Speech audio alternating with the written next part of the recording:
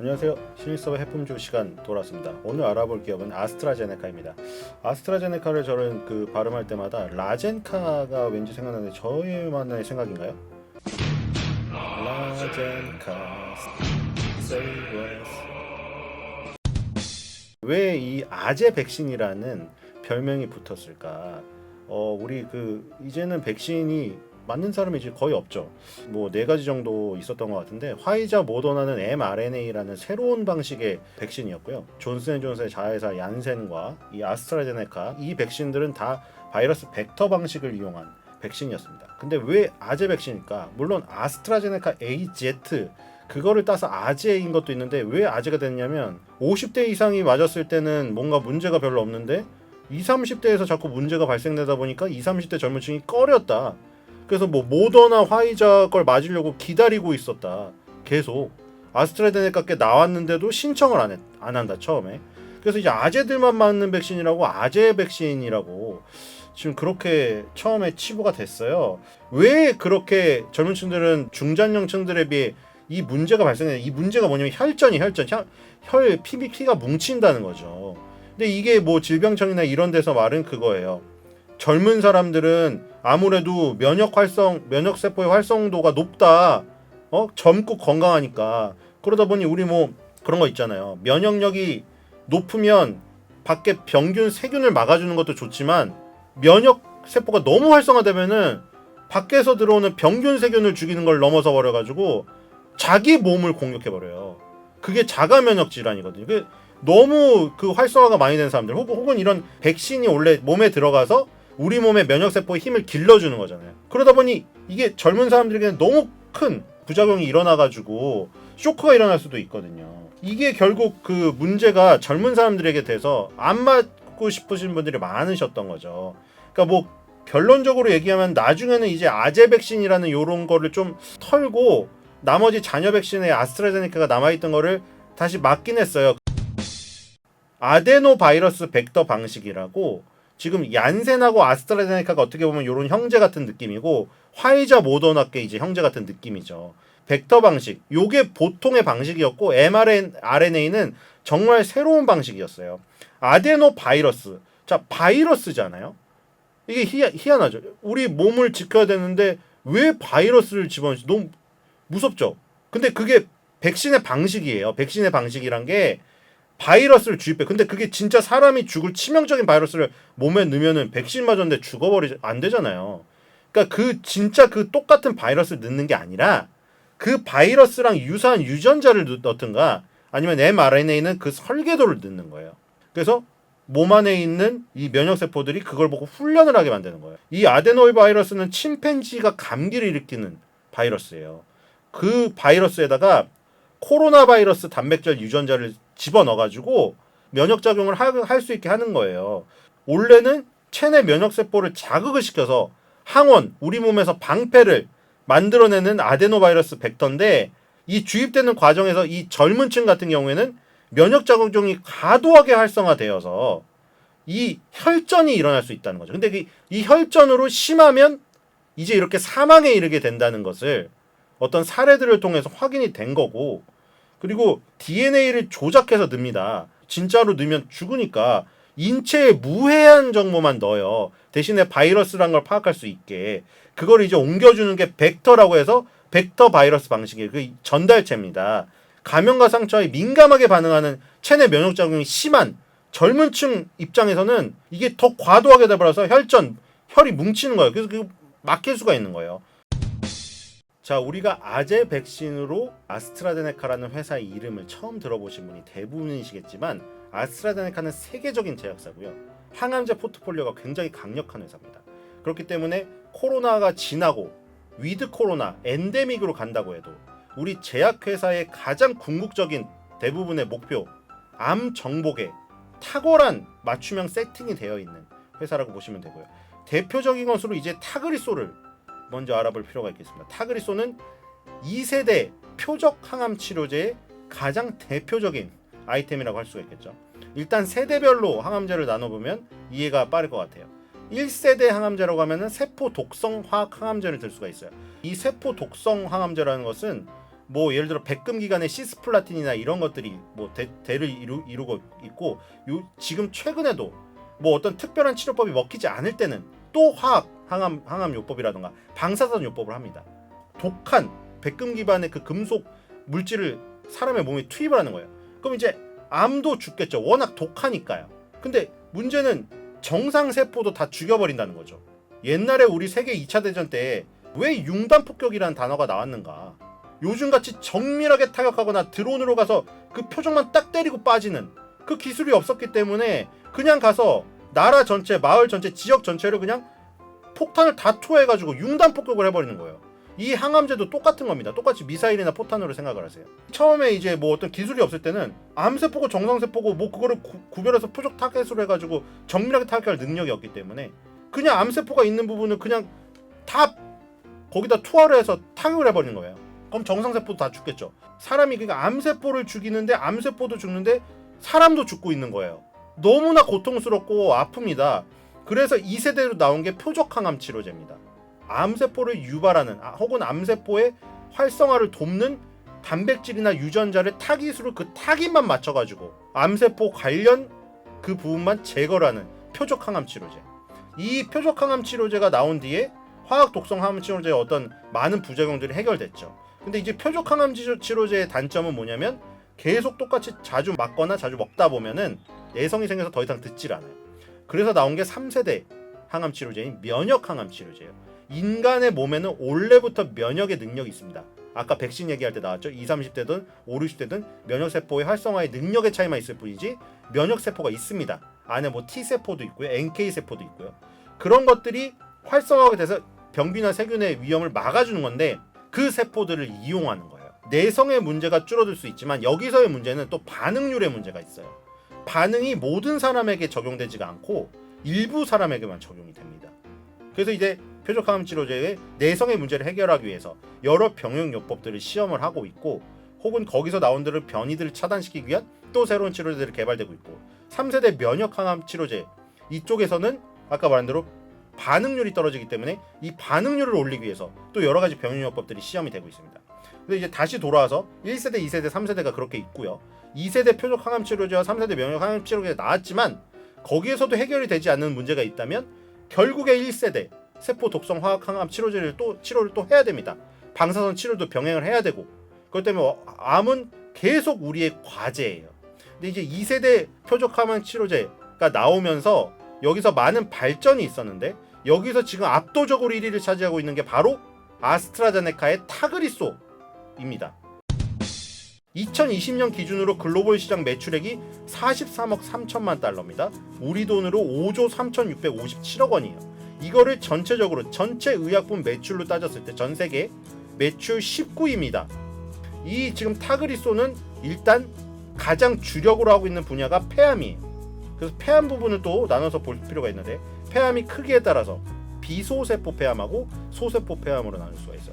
소세포는 세포가 작다는 거고 비소는 비소니까 작지 않다. 대부분 작지 않습니다. 세포가. 그래서 비소세포 폐암이 전체 폐암의 80에서 85%를 차지하고요. 이 중에서 30%가량이 상피세포 성장인자 수용체라는 변이가 관찰됩니다. 이거를 영어로 EGFR이라고 해요. 암세포가 지독한 놈인 게 막 죽이려고 하면은 어떻게든 살아남으려고 별짓을 다 해요. 그 중에 하는 짓이 뭐냐면 EGFR, 아까 상피세포 성장인자 수용체, 이 변이, 그러니까 단백질이자 유전자 이 변이에 의존을 해서 살아남아요. 그래서 이제 그 의학자들이 연구를 한 겁니다. 그러면 저 암세포가 살아남으려고 저 EGFR이라는 상피세포 성장인자 수용체 여기에 붙어 먹어가지고 저놈이 생존하려고 하니까 저 단백질이 활성되는 거를 억제해버린다면 그럼 암세포가 붙을 게 없겠네. 그래서 EGFR 저 변이를 차단해야겠다는 겁니다. 그걸 개발한 겁니다. 그래서 타그리소는 뭐냐면 EGFR T790M 변이를 가진 비소세포 폐암의 2차 치료 목적으로 사용 승인받은 3세대 EGFR TKI입니다. 2차 치료 목적으로 사용을 승인받았어요. 타그리소는. 이게 뭐냐면 1차 치료제로 처음에 쓰려면 이 변이가 확인되지 않으면 1차 치료제로 못 쓴다는 얘기예요. 근데 문제는 아까 내성에 문제가 있다고 했는데 다른 약을 쓰다가 내성이 생겨서 2차 치료제로 타그리소를 쓰게 되면 건강보험이 적용이 됩니다. 지금 우리나라에서 얘기하는 겁니다. 그렇지 않고 나는 처음부터 당신은 폐암 몇 기입니다 진단을 받았을 때 바로 타그리소를 쓰고 싶잖아요. 누가 봐도 3세대 가장 최신 걸 쓰고 싶죠. 근데 왜 최신 걸 못 쓰느냐? 1차 치료제로 급여가 안 되어 있어요. 그러면 얼마냐? 2차 치료제로 타그리소를 써서 건강보험을 받게 되면 본인 부담금이 30만 원밖에 안 됩니다. 근데 만약에 1차 치료제로 그냥 써버 1년 약값이 8천만 원, 한 달로 따지면 680만 원 정도 들거든요. 여기는 급여가 안 되어 있습니다. 지금 3년째 계속 실패를 했고요. 뭐 식약처나 이런 뭐 그 암질심위원회라고 있는데 여기에서 입장은 그겁니다. 이 약을 우리가 인류애적인 측면으로 다 급여를 해줄 수는 없다. 그러면은 한두 푼도 아니고 건강보험 재정을 생각할 수 없고, 그리고 의학적으로는 그런 얘기 들었습니다. 아시아인 특히 여성에게 많이 나타나는데 타그리소는 그거에 대한 데이터가 없다는 거예요. 그럼 타그리소는 그래서 중국인들 대상으로 한 데이터를 내놨지만 그걸로는 충분하지 않다고 지금 방어를 치고 있습니다. 타그리소가 가장 발달되고 가장 압도적인 블록버스터인데도 불구하고 1차 치료제로 이걸 못 쓰고 딴 거를 쓰다가 더 심해지면 이걸 써야 된다는 거예요. 왜? 건강보험 급여 문제 때문에.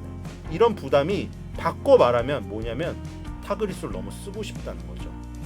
1차 치료제로 이렇게 좋은 걸 놔두고 다른 거를 쓰고 2차 치료제를 쓰는 게 이게 나빠서 2차 치료제를 쓰는 게 아니라 건강보험 문제 때문에 약간 부담 때문에 하는 거죠. 물론 지금 아스트라제네카는 이런 부분 때문에 어떻게 하고 있냐면 일정 그 사람을 뽑아요. 일정 인원을 뽑아서 아스트라제네카에서 1차 치료제를 쓰더라도 약값을 지원해주는 이벤트를 하고는 있습니다. 근데 이제 이게 온전히 모든 사람들에게 적용이 되려면 우리나라에서 이제 1차 치료제로 쓸 때도 급여가 인정되면 좋겠죠. 뭐 그런 거를 바라보고요. 어쨌든 간에 지금 요 타그리소라는 요 압도적인 블록버스터를 갖고 있는 아스트라제네카의 위상은 계속된다. 이렇게 보시면 될 것 같고요. 그 다음에 이제 아까 1세대, 2세대, 3세대로 나눴죠. 세포 독성 화학 항암제, 2세대 표적 항암 치료제, 3세대 면역 항암제. 이렇게 나눴을 때 3세대 면역 항암제 쪽에도 아스트라제네카의 탁월한 아이템이 있죠. 항암제의 명가라고 괜히 불리우는 게 아닙니다. 우리가 지금 이제 3세대 면역 항암제에서 더 넘어가서 4세대 항암제가 또 나오고 있긴 합니다. 근데 지금 이제 가장 많이 쓰이는 거는 2세대 표적 항암제, 3세대 면역 항암제죠. 거기에서 아스트라제네카의 탁월한 아이템은 뭐냐? 바로 인핀지입니다. 우리나라 기준입니다. 2014년 12월 달에 첫 면역 항암제로 BMS의 여보이, 성분명은 이필리무맙이고요. 제품명이 여보입니다. 여보 부르는 거 같죠? 이게 국내 허가를 받으면서 우리나라에서도 면역 항암제 시대가 열립니다. 2014년에 들어왔으니까 대략 7년, 8년 정도 됐죠. 7년 만에 시장 규모가 4천억 원이 됐고요. 여기서 절반 정도가 머크의 키트로다가 2천억 원 이상을 차지하고 있습니다. 그래서 압도적으로 1위고,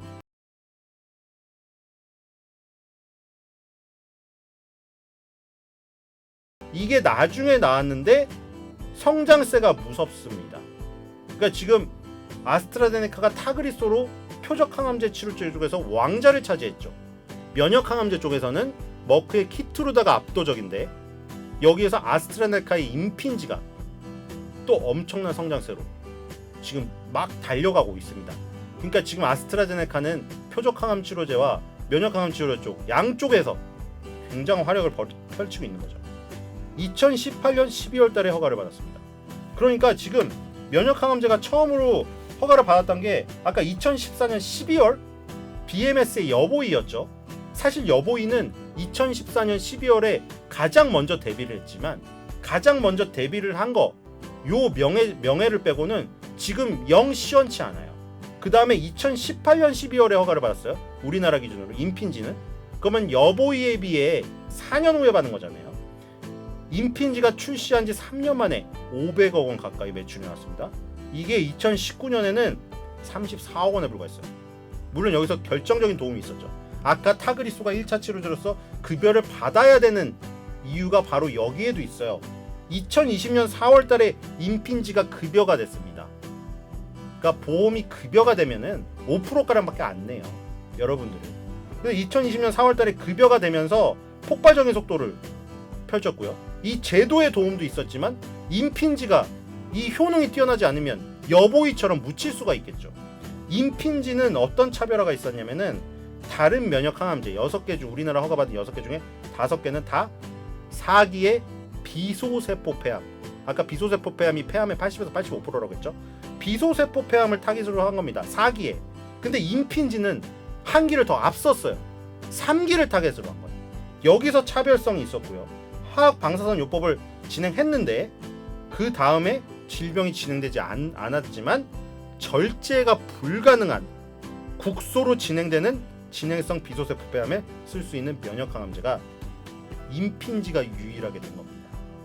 그러니까 4기 전에 3기를 타겟으로 했고, 그렇기 때문에 절제 불가능한 국소 진행성 비소세포 폐암에서 쓸 수 있는 유일한 면역 항암제가 됐고, 그래서 이 부분에서 이 효능 효과가 있었기 때문에 건강보험의 급여에 도움도 있었지만 2018년 12월 허가를 받고 3년 만에 471억 원, 올해는 500억 원 돌파가 예상되죠. 물론 지금 키트루다가 2천억 원 이상의 매출을 기록하고 있기 때문에 임핀지와는 4배의 격차가 있지만 임핀지는 나중에 데뷔를 했고 3기를 타깃한다는, 그리고 PD1하고 다른 PD-L1 억제제랑 타그리소의 차별성이 있고, 그 다음에 면역 항암제 시장 자체가 커지고 있기 때문에 당연히 비율대로 커질 수가 있겠죠. 그렇기 때문에 임핀지의 활약, 면역 항암제 치료제에서도 타그리소가 이룩했던 표적 항암제 치료제 속에 치료제의 영광을 재현할 수가 있다. 근데 우리가 코로나19가 없을 때 평상시에 항상 걱정하시던 건 뭐예요? 암, 당뇨, 무슨 고혈압, 동맥경화, 비만, 이런 거 걱정하셨잖아요. 코로나에 완전 정신이 쏠려 있다가 이제 코로나가 사라졌잖아요. 그럼 평상시에 갖고 있던 문제는 없어졌나요? 내가 코로나 백신을 맞았다고 갑자기 동맥경화가 줄어드셨나요? 아니면 비만이 없어졌어요? 아니면 암의 그 우려가 없어졌나요? 하나도 안 없어졌죠. 코로나 백신이 뒤덮고 있던 안개가 거치고 나니까 원래 있던 걱정이 다시 수면 위로 올라온 거예요. 근데 원래 있던 걱정에 대한 아이템은 다 갖추고 있죠. 그러니까 지금 우리가 아재 백신이라고 부르는 코로나 백신, 뭘로 이름을 알린 아스트라제네카, 갑자기 듣보잡이 나왔다. 제약사를 모르시는 분에겐 듣보잡일 수 있어요. 근데 아스트라제네카의 이 포트폴리오를 보시면은 제약회사의 궁극적인 목표인 암 정복에 탁월한 아이템을 2개나 갖추고 있는 데다가 만성질환, 당뇨병, 신부전, 신장병, 천식, 비만, 희귀질환, 이런 데에 대한 치료제 전부 포트폴리오가 구성되어 있기 때문에 아스트라제네카의 백신이 싹 다 없어진다고 하더라도 코로나19 이후가 오히려 더 기대되는 이런 상황이 되는 겁니다. 그래서 아스트라제네카 세이브 어스, 제가 붙인 대로 똑같아요. 우리의 질병의 위협이나 두려움은 코로나가 없어졌다고 모든 게 가시는 게 아니라 더더욱 지금 여러분들이 일상생활에서 걱정했던 게 더욱 부각되는 시기가 오는 거예요. 그렇기 때문에 아스트라제네카의 물론 이 포트폴리오를 이용 안 하는 게 가장 좋겠죠. 우리 몸이 건강해서. 하지만 인간의 질병이라는 건 누구도 예측할 수 없는 것이고, 그런 거에 맞추어서 이렇게 포트폴리오를 만들어 놓은 세계적인 회사, 다국적 제약사 같은 경우에는 코로나19 이후가 훨씬 더 기대가 된다. 그리고 이런 많은 연구들이 코로나19 때문에 지연된 부분이 상당히 많았고, 학회가 비대면으로 열리는 바람에 스킨십을 못하는 경우가 굉장히 많았는데 지금 학회가 열리게 되고요. 연구진들도 코로나19로 빠졌던 연구진도 다 이쪽으로 다시 복귀를 했습니다. 그렇기 때문에 앞으로의 그 부분이 더 기대가 된다. 오늘 아스트라제네카에 대해서 알아봤고요. 아스트라제네카 세이버스처럼 우리를 지켜주는 제약사로서 기억하시면 좋을 것 같습니다. 오늘도 즐거운 시간이 되셨는지 모르겠고요. 다음 시간에는 더욱더 재밌는 종목으로 찾아오도록 하겠습니다. 감사합니다.